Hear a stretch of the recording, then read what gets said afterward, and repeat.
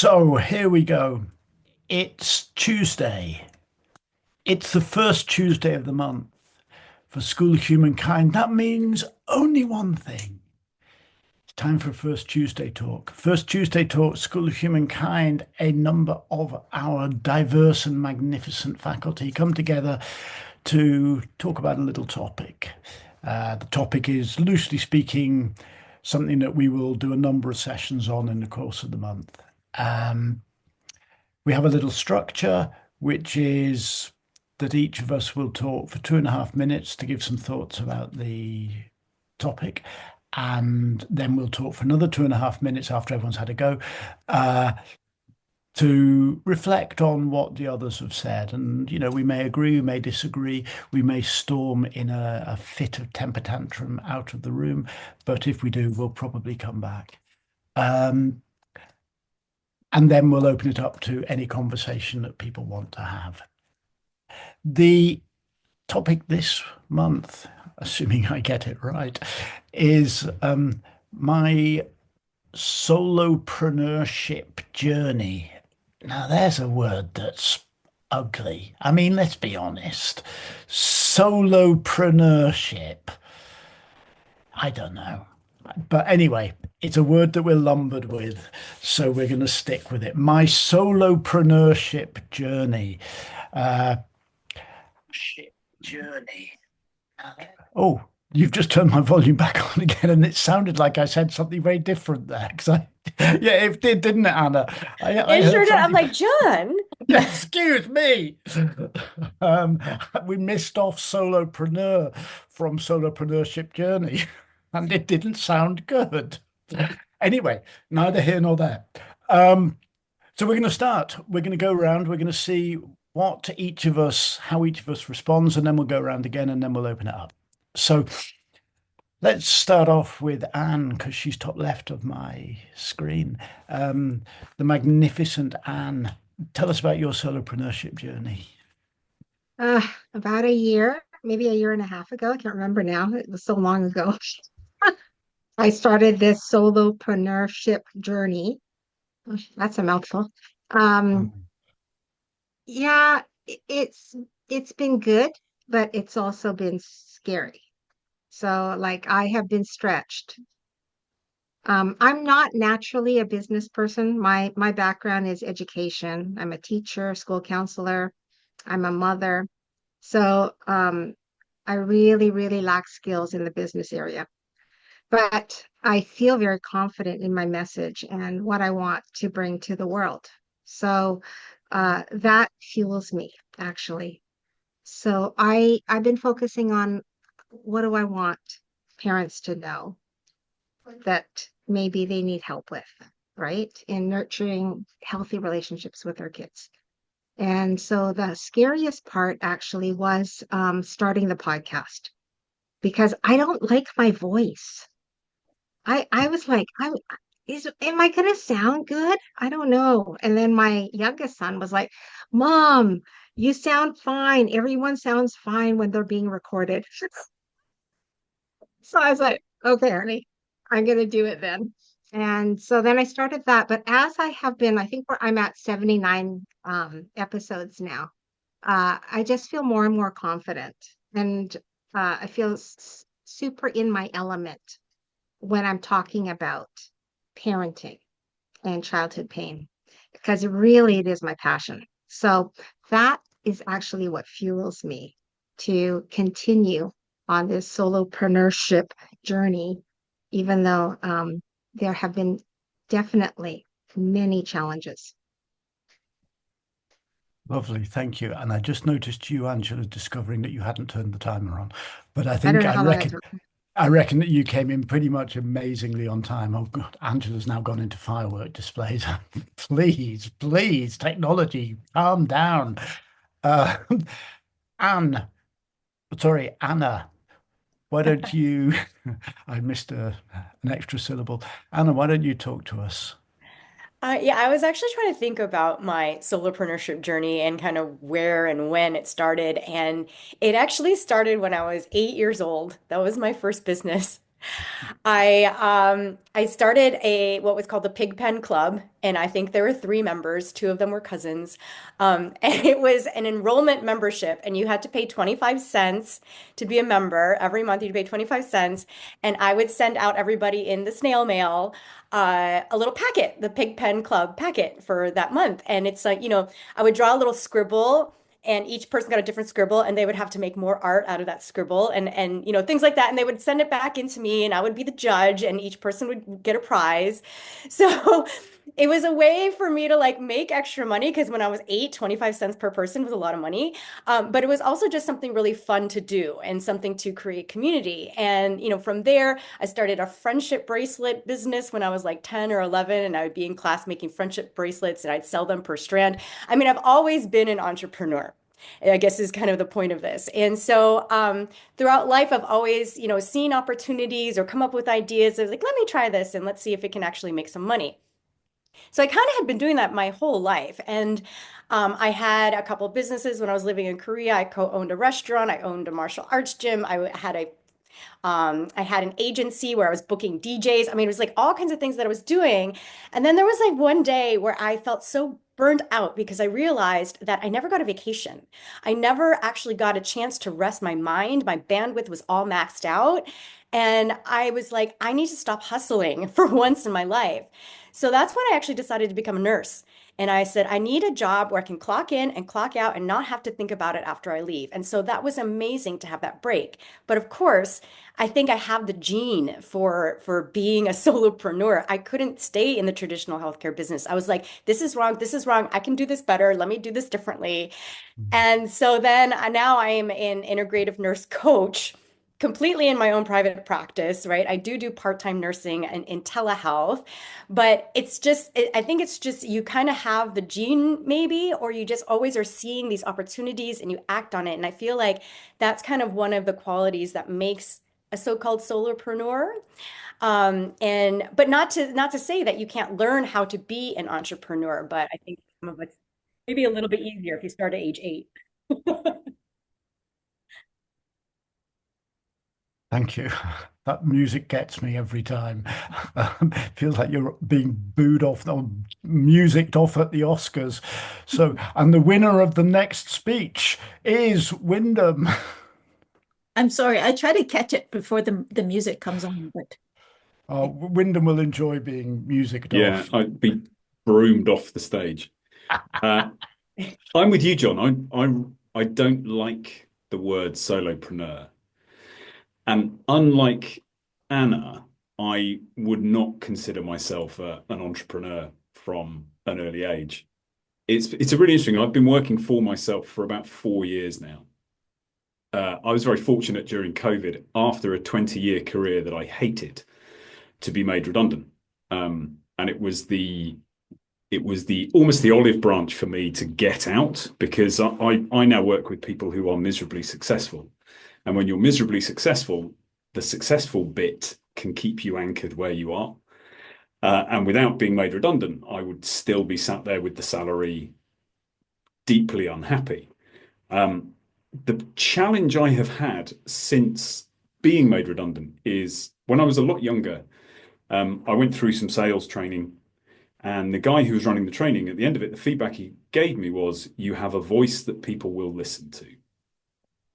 Since then, I haven't had, or rather at that time, I didn't have anything to say. And since I've been working for myself, my outlook on life, the personal work I've done on myself has started to come together. And the problem I've had is because it hadn't come together until pretty much now. I've got a book coming out, I've got a podcast, I've got a YouTube channel, all driving in together around the same messaging. Up until now, that hasn't been the case. And so I've been liable to be dragged into other people's visions and views of what a solopreneur should be doing. And anything that comes with shoulds, I realized I am really strongly against being told what to do, which sadly even includes being told to do what by myself. So I've had to work very hard to shape my language as invites and benefits and all those different things. But it feels finally like it's coming together into a coherent message around what I want to say, who I want to speak to, how I want to speak to them. Which is why what you said, Anne, really resonates with me is I now know what I want to say. I now know who I want to say it to, but I don't want to play the traditional entrepreneurial business games because I don't want to be a millionaire. I don't want to be a billionaire. I just want to impact people positively.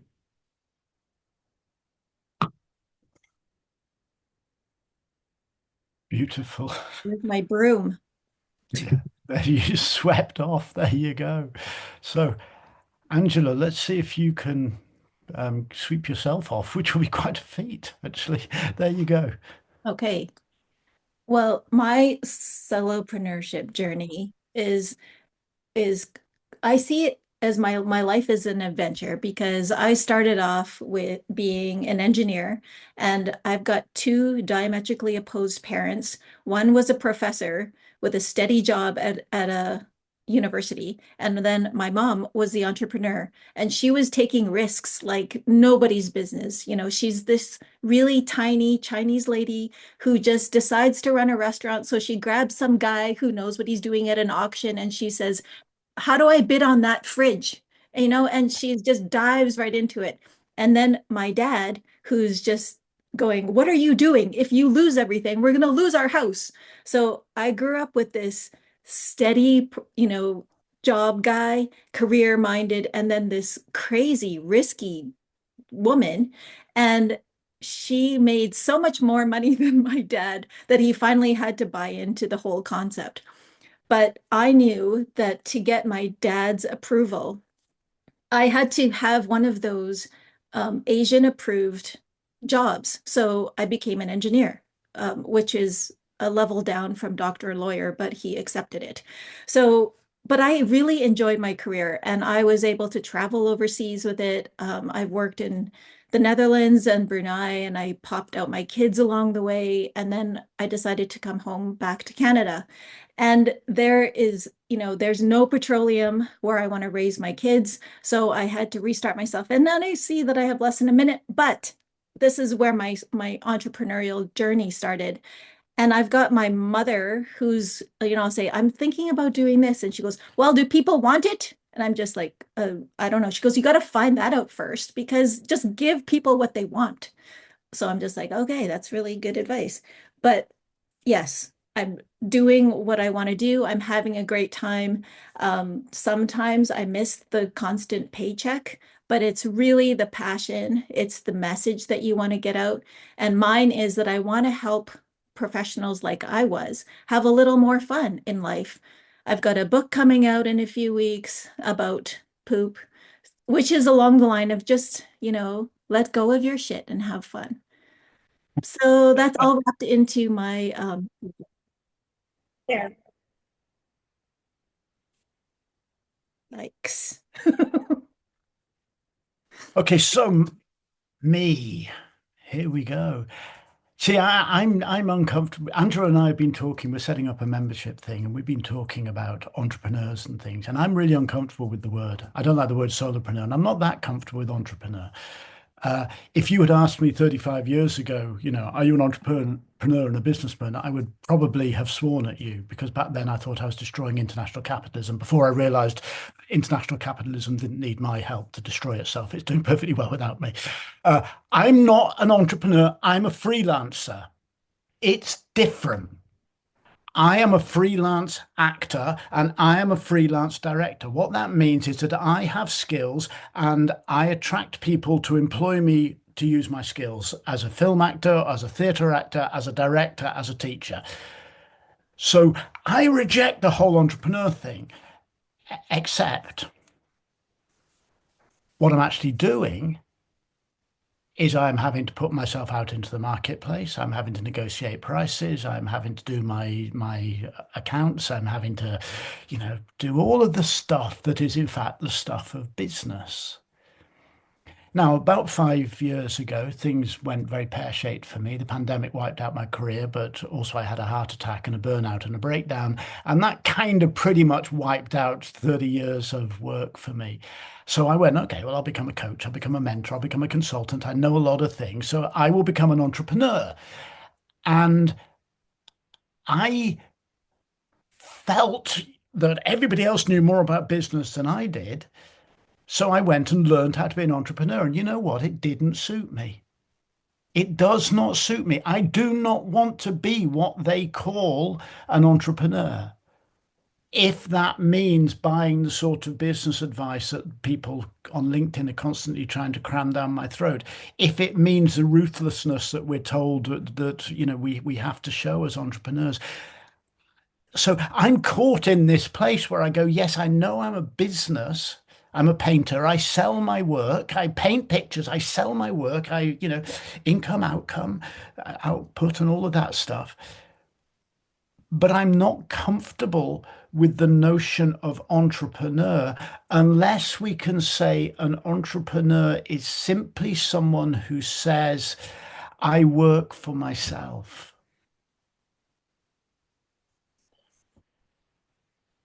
And I'm going to pretend that's where I intended to end, because that would have been perfect timing. As it was, I had loads more to say because I was getting on a rant, but now, there. So lovely. Thank you for that. That's a really interesting set of views, I think. We're going to go around again and we're going to respond to what we've heard, or we're going to develop our own thoughts in relationship to what we've heard. So we'll go in the same order. Anne, what are you thinking? I like the word freelancer. I don't know. There's something about that word that appeals to me. Maybe free. Maybe the word free is what appeals to me because I like freedom. Yeah, okay. So Anna's story reminded me of my oldest because when he was a kid, he was always into selling things. I think he made his first $1,000 doing scrap metal. So like, I just love that spirit, actually. I really do. I know I didn't have it as a kid, but I really love it. And Wyndham, when he said that, like he was stuck in a career for 20 years that he hated, and then realized this is where he wants to move to, and that he has a clear messaging of what he wants to give the world. Yeah, that spoke to me, spoke to my heart. Um, Angela, I don't know. I just love how you word poop and have it in your book. It makes me want to read it because there is a lot of shit in life, right? And we just have to carry it along with us. So I love what you do and your messaging as well. And John, I love your creative energy and yeah, the freelance really actually appeals to me. I'm going to start thinking of myself more as a freelancer. I think that will help me. Oh my gosh, I have so much more time. It's But you okay. don't have to fill it. But Um, last time, I'm not sure. I don't know. Yeah, we'll but go through, and Started if on. you have more to say, come back, loop back to it afterwards. okay, It sounds responds good. afterwards. Okay. Anna, what are you thinking? Yeah, so interesting because when I was younger, obviously, I was proud of being an entrepreneur because for me, I also grew up with an Asian mother, who, made sure that I was going to be some sort of successful somebody, or at least married a successful somebody, right? And so to be an entrepreneur meant that I was actually rebelling against tradition. And so, for me, it was like making my own business, creating my own project, living for myself, working for myself, and doing my own thing in my own way. So to me, that like signaled independence. And but what's interesting is previously as an entrepreneur, I was more focused on like how can I make money? How can I make a living? But on this journey that I've been on, and I'm so glad that I experimented with so many different things because now I've realized that I found my purpose, like Anne and Wyndham and everybody really. When you find your purpose and you know what your message is, it becomes less about entrepreneurship and really just about a service, right? And when those things come into alignment, when you really are passionate about something and when you're truly in service to others and you light up in that space, then it becomes so much more than just entrepreneurship. And So I'm so much less focused on money, but what the interesting thing is that I feel like I'm in a way making more money because things are in alignment, because I'm just doing what I feel I'm best at and what I feel most passionate about, and it is serving others. And like Angela, like your mother said, like I'm giving people what they want. And it's not because I tried to think about what is it that other people wanted. I thought about what was I passionate about? What did I have the most, what did I have a knowledge base and skill set on? And I attracted the people that needed that. And so it's like a completely different way of looking at business and completely different way of looking at entrepreneurship in general. And there's this new term that's floating about, and I don't know if this would resonate with you, but it's soul-led entrepreneur. And it's kind of this whole concept of, we're not doing things for money anymore. It's like, yes, I work for myself, but I'm not working for myself for the sole purpose of making money. I'm working for myself by serving others. And in this way, it's like we're giving back. We're giving back, but we're also profiting technically off of it. But it's such a wonderful new way to look at things. And I feel like I finally found the space that I want to be in. And so it's like putting everything together. Beautiful. Thank you, Anna. Wyndham, Mm. thoughts? Yeah, it's really interesting. I think what's kind of come through for me is this idea of our individual relationship with language and our own interpretation of words. And yes, there are always dictionary definitions, but our personal relationship with a word or a term shades how we view it. So I have nothing but respect for people who are intrinsically entrepreneurial. My experience with all of that, I think, is shaped and shaded by my experience in corporate. And so for me, it is something that I feel like resisting as a label. But what Anna's just said regarding that whole kind of soul-led entrepreneur, that feels to me as if the word entrepreneur has a connotation that is driven towards money and money alone. So we have to then dress it up in something else to say, actually, no, I'm not that kind of entrepreneur. Merely as an aside, and I get it, and I think differentiating ourselves from a traditional, potentially less positive. No, I don't even mean less positive, but certainly for me, a term I would distance myself from. I think the other thing that really stood out for me was, Angela, when your mother was saying, what do people want? And I don't mean to put myself in the heady realm of Ford and people like that, kind of going, well, if I did what they told me, I'd have just given them faster horses. I don't mean that, but I think the people I want to work with, me 10 years ago, is basically who I want to work with, or people like me 10 years ago. And I had no idea what I wanted. Had no idea what I needed.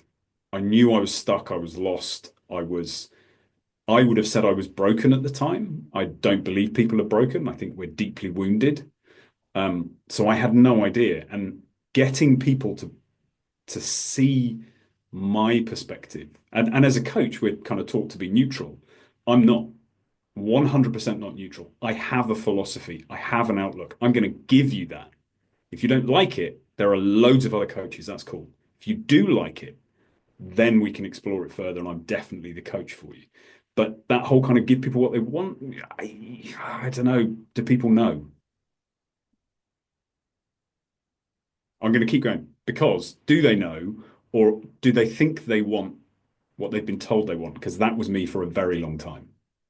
And actually, I don't want any of that. I want something different. Beautiful. And good little sort of epilogue after Angela turned off the clock so you wouldn't get booed off the stage. You then slipped in an extra sentence. It was Loophole. deeply impressive. You know this system. So Angela, go on then. Go on then. Very good points, everybody. It's always really nice to hear, and that's part of the solopreneurship. I don't push against any label. I don't really care about labels, but what really hit me when I started the journey was you not only have to learn all the nuts and bolts, like how to run a website, how to get your domain, how to hook that all together, blah, blah, blah. But it's the emotional part of it was the big part. And that was I'm doing this on my own. And that's why I tell people now, like ChatGPT is my best friend because I will talk to it. It has the time for me. It has knowledge in the background that it can pull up for me. It makes me feel not alone. And I know that when I talk to other solopreneurs, yes, it's such a rich discussion because we've all been there. We're all digging deep and trying to make our businesses work, but everyone's busy. So it's really tough to actually get that meaningful conversation. And, that's something that John and I are working on our membership for is to create that space for solopreneurs, for freelancers, for John's, so he doesn't get like all rebellious again. But yeah, that was and when you're alone and a solopreneur and you see all these other people seemingly really successful, then you're also dealing with all of that. Man, this sucks. Like I feel like I'm an imposter. I feel like I made zero last month, like that kind of feelings when you just make nothing and you're going, is this really what I can do, what I can afford to do? And so not only the whole nuts and bolts, but it's the whole emotional piece that I think solopreneurs definitely need to deal with on a huge basis. And that's when I started going, I was talking to people who have real jobs and just like, you don't even think about this when you're taking your little check home. And I was telling my kids, I could show up for my job as an engineer and talk at the coffee machine. I'm going to stop this for myself. And I still get paid the same amount. Whereas when I'm working, putting in the hours ahead of this solopreneurship journey, it's for free in anticipation of serving and people connecting to your message and all that stuff. Okay. Brilliant. So much in there that I want to respond to. Partly, I want to pick up on Wyndham what you were saying about language, because I think it's really important. There's three words here that are they all have implications. They have different implications for different people, but they're three words. There's freelancer, there's self-employed, there's entrepreneur or solopreneur, if you prefer. Freelancer, the person who has skills in fighting and they are a freelance, which means that the army can employ them because they don't belong to any particular, king or whatever. They have skills which they sell. That's what the freelancer is. Self-employed, the person who is going, I may work in a variety of ways. I might be very flexible and adaptable, but I don't work for anyone else, or at least I rent myself out to other people. And then entrepreneur, which for me means the building of a structure which is going to deliver a product. I am building a company to deliver a product. Now, what all three of those have in common is that they are all businesses in the sense that they require us to be engaging with some basic business realities, like you have to get your message out into the world. You have to connect with people. You have to make sure that at the end of the financial year, you are able to deliver a tax return to the tax office.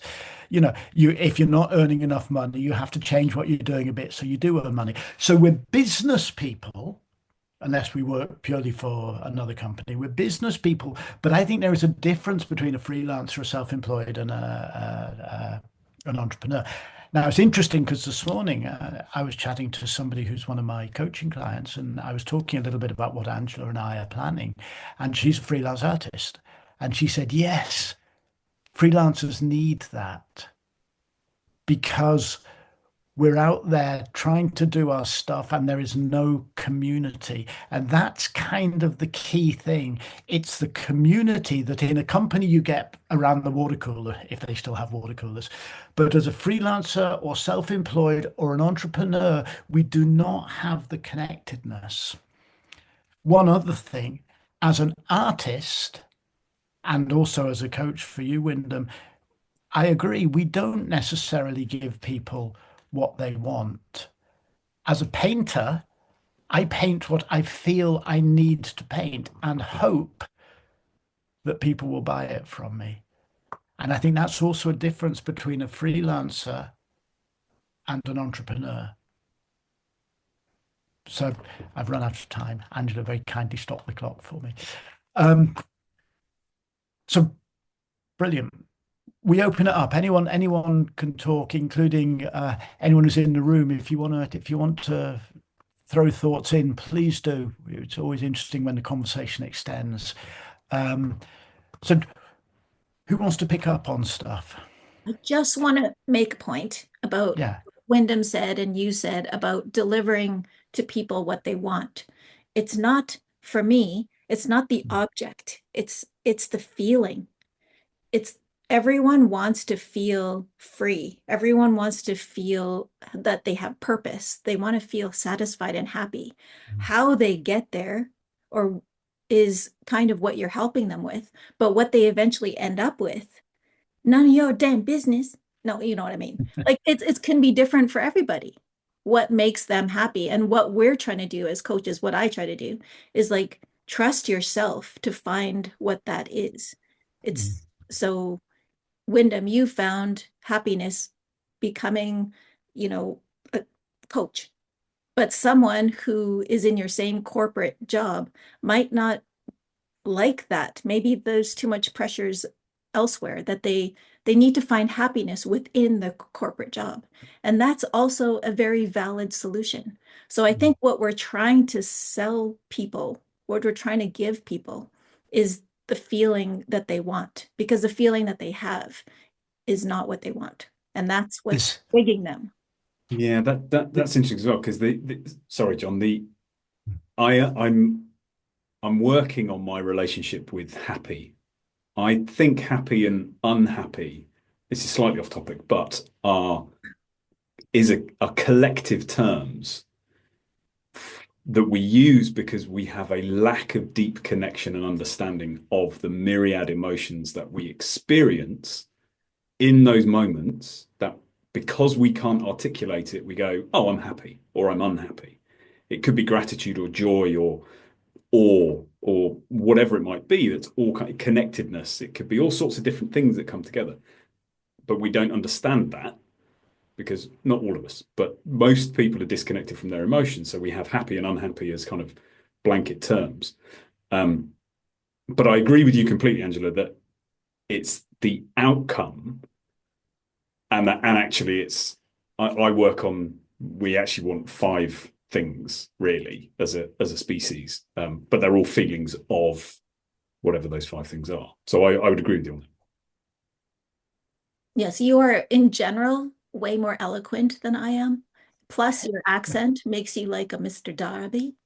But anyway, off topic.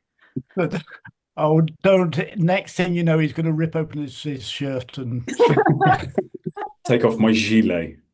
I beg your pardon. I don't even know what a gilet is. Please don't take it off. I'm an innocent sort. There's something really powerful here, which I think is useful. It comes down to some of the things we've talked, self-employed, freelance, entrepreneur, solopreneur, whatever. It's again something that Angela, you and I have talked about quite a lot as we've developed School of Humankind and also as this membership stuff. One of the, I think, more toxic aspects of the business world these days, in the broadest possible sense, is this sense that everyone is trying to tell you the way to do things. This is what you have to do. This is the way. This is how you get success. If you do this, you will get that result, and so on and so forth. And I think how we do things is just as important as what we do. Our business is not just a product we make or the experiences we give. It's how we go about doing it. And there are multiple ways of doing things. It's not that there's a right way to be a business person and a wrong way. There's not a right way to grow. There's not a right way to do publicity. All of that stuff. Everybody's solopreneurship journey, if it's to be rich and rewarding, is about, I would suggest, certainly it is, this is true for me, aligning what I'm trying to achieve in the world with a way of being that feels right to me. So it's the ethics of the process just as much as the outcomes of the process.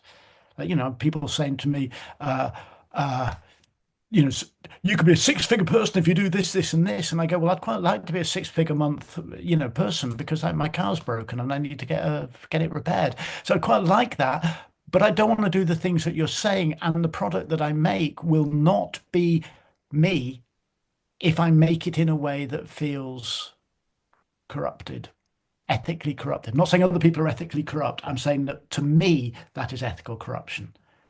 So the solopreneur journey is a very personal process of alignment with your own ethics, as well as trying to make money. Yeah, if I can add to that, this is directly my experience with nursing was, I was a nurse in the hospital and was working in the ER. I became a nurse to help people. I was really into health and I really love serving others, and being in the traditional healthcare system absolutely broke me down. I lost myself, I felt soulless. I became jaded. I had compassion fatigue. I had all of those things where it's like, wait, this is not what I signed up for. And I thought, wow, I made a huge mistake going to nursing school, because this was like a midlife career change, was to go to nursing school. And I was like, wow, I made a huge mistake. I paid all this money for tuition to learn how to do something that I am just not enjoying. And it wasn't that I didn't enjoy being a nurse. I just didn't enjoy being a nurse within that paradigm. And so I am still a nurse, but I'm a nurse now on my own terms, and I'm a nurse in the way that I want to be, and I love it. I couldn't ask for a better career for myself. And it's because I was able to change the circumstances and the environment to better align with my own ethics and my own values in the way that I wanted to serve others. I had a very similar experience. I've always been an educator in one way or another, training people and so on. And, I was an academic for 8 years, and many good things about it. I loved the students. I loved, my colleagues. A university was not the place where I felt I was aligned with what they're doing. No harm to people who work in universities and all the rest of it, but it was the wrong place for me. I don't regret it. I met some great people and, had some great experiences, but it wasn't my place, even though I earned a great deal more money there than I ever had since. Andrea, I think, were you waving? Were you going to make an input? Yeah, I'd love to hear you. Yes. Hello, everybody. Thank you for this. Hi. It's lovely to be here.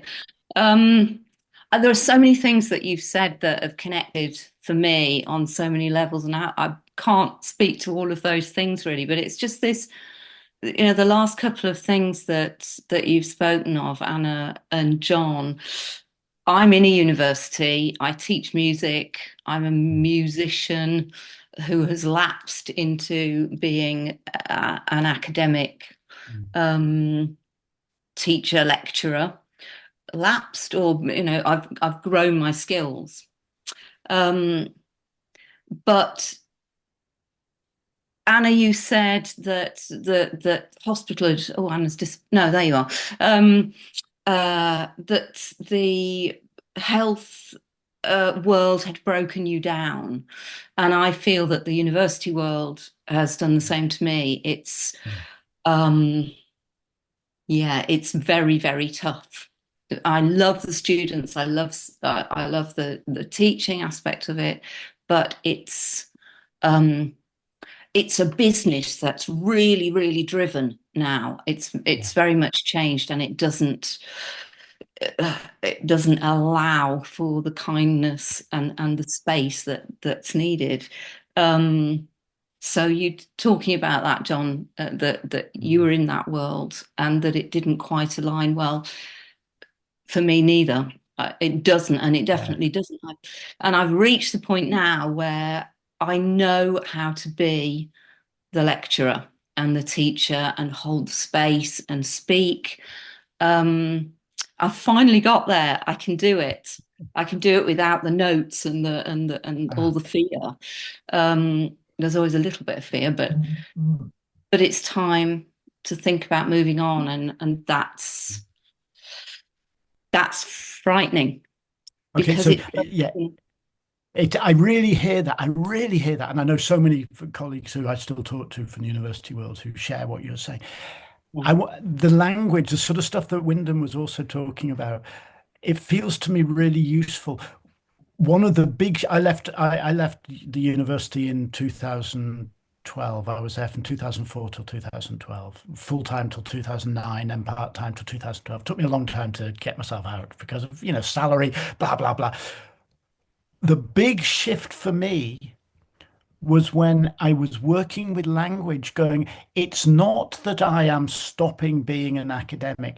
I am a performer, I am a teacher, I am an artist, and I have been doing that in a university, and I will carry on doing that outside of a university. Circumstances will change, but I have always been a freelancer. It's just that I've had a very long job in a university for 8 years, which was a very long freelance engagement.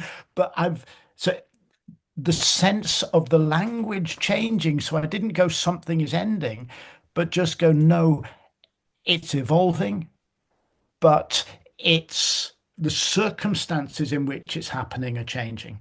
And it's true for me in my own journey now, where, when I burnt out and I had a heart attack and so on, it felt like the end of things. Really felt catastrophic. I went through an appalling couple of years of breakdown.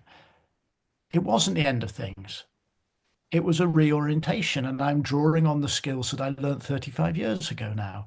And I'm a freelance artist, and I'm a coach, and I'm a mentor, and so that fear, what you say, Wyndham, really resonates with me around the fear that we attach to words and languages and so on.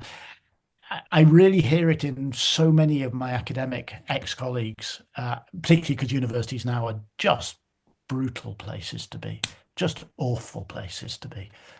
God knows how you're surviving. You have my absolute respect that you're surviving there. Thank you for that, Andrew. I was working with a client last year who is an actor, and lots of uncertainty in the acting world, and roles were drying up. So they made a decision to take a teaching job at a drama school. And it was not what they were expecting. They stepped in, and this creative passion that this person had was 100% commodified. And the school that she was teaching at was venture capitalist owned. And so they were charging a fortune. They were looking to make it as profitable as possible. They were challenging all of the tutors on how to deliver. And they weren't able, within that framework, to be the creative, compassionate, connected, heart-led human beings that they all were. And they left within a matter of months. They left that role. And I think in some way, this all kind of ties back in with what we're talking about. Anna, you mentioned it with the move into and then out of that organized nursing environment and the traditional health system is, and John, you said it earlier about capitalism doesn't need anybody's help. It's late stage type stuff. I think that's where we're at, and it's certainly one of the struggles I've had is this. I don't want to be chasing money. Yes, of course, we've all got obligations, and I'm at an age in my life where actually I'm fine if I just have a car that runs. When I was younger, I wanted the swanky car, wanted the big house, I wanted all those. I thought I wanted those things. They do not speak to my soul. And I have on one of the episodes of my podcast, I was talking to someone who runs his own yoga studio now. He was my first yoga teacher. He was a pivotal moment in my life, meeting him and practicing with him. And he used to be a salesperson, and during the conversation, he was saying that his business now has become successful enough that he has to pay VAT in the UK. So he has these tax bills that are now due. And then during the conversation, he then turned to me and said, "Yeah, but I'm not paying soul tax anymore." So yes, financially he needs to make ends meet, but his soul is intact because of how he's choosing to do it. And I think for me, and certainly in coaching, and certainly in everything I'm hearing, what we're all talking about is heart-led missions and love and compassion and connection. And those things don't marry brilliantly well in the first instance with a commercial model. Although interestingly, Anna, you're saying actually by living your aligned purpose, that eventually that attracts people who feel the same way. I don't think there's a greater conclusion than that. Just going to put that out there. So I just want to add maybe a grounding element to all of this, because as I've been, starting my business and trying to build to where it's sustainable, et cetera, I look at the company that I used to work with, and it was a huge multinational. They have facilities all around the globe. And I go, wow, somebody started this. Somebody had the idea to do this. And look, we are international. There are big shipping vessels moving product that we drill out of the ground to help the energy needs of the world. And that to me is just inspiring. And yes, there is capitalism. Yes, there are people doing bad things within companies. But wow, what a stream of energy that it is created to really give the world energy that we all benefit from. So part of me is like grabbing onto your freelance word, John, is we can't push against corporations. We can't push against universities because they were built with a lot of energy, with a lot of wonderful, well-meaning energy to help humanity. And in some pockets, it's turned maybe bad, but in your own little world of control, you can give that heart to everyone you meet if that is your easiest way to make money. So I'm just, doing a rah for jobs because we need the nurses in the hospitals. We need the teachers in the universities. We need the engineers who dream up these projects to further the world. So yes, we're rebellious. We want to find our own little place. We want to give our own message, but we can do that while appreciating everything that we've been through ourselves without, doing the old cross at it. We need to embrace what the world has created. And in all of this contrast, we find our way. We find what speaks to us, but also appreciate what people are doing in their little corner of the world. So that's my last little word. It's a very fine word because it's very dangerous. I fall into this trap all the time of getting very passionate about something and it's sounding like one is denigrating the choices other people make, which of course I'm not. There's very few people I would denigrate their choices. There's a few. We can probably name some of them and denigrate some of their choices. But the criticism is structural, not personal. In other words, I would be critical. I mean, my mother was a nurse. I'm critical of the healthcare system in many ways, but I'm sure as hell not critical of my mother for having been a nurse within the healthcare system. And I'm sure, Anna, you would sort of go the same way, that it's a structural criticism. And it comes back to something that I go before. Our journey, solopreneur, entrepreneur, freelance, or employed, is the journey of finding how to have an aligned way of achieving our outcomes, whatever those outcomes are. Might be community development, might be your service to the world, might be putting enough food on the table so that you don't live in the sort of poverty you grew up in, or whatever. But it is that thing of whatever you call yourself. Are you living in alignment with the sense of your ethics. I come back to that word, ethics. So I'm very pleased and thankful to you for rah-rahing for the corporate world. I benefited from it. I cannot. Yeah, and that's why you and me are such a good team, Angela, because there you are, and there's me going, I just want to break it all sharp. It's not fair. I've never worked for a corporation. I don't want to. Shut up. Leave me alone.